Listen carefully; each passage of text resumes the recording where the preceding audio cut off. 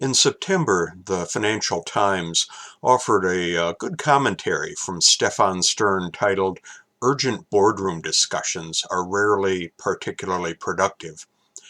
The point was one shared by many board members today that intense board work on performance indicators, disclosure, potential risk issues is squeezing out time that should be devoted to strategic thought and long-term perspectives. It's hard to argue with this line of thought. Corporate board members now have to dig deep into operations, and they have little choice but to focus on the trees while they're ignoring the forest. An accounting restatement, a compliance problems anywhere in the world, a whistleblower complaint, all of these now demand board attention. You also need to create a strong paper trail showing that the board had good controls, was focused on them, investigated problems, and then followed through on them. But urgent boardroom business goes beyond compliance headaches. In most of your boardroom careers, there'll come a moment when a genuine crisis throws all of your tidy oversight plans out the window. Maybe it's a natural disaster. Maybe your CFO is led away in handcuffs, a hostile takeover, the company receives a Wells notice from the SEC, or the chief executive never returns from a hang gliding trip.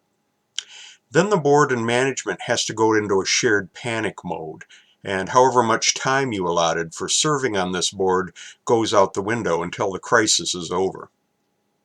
These two intense boardroom scenarios sound very different, yet disaster strikes even the best governed corporations, and the folks who design your corporate controls are often the people with the most to gain from circumventing them.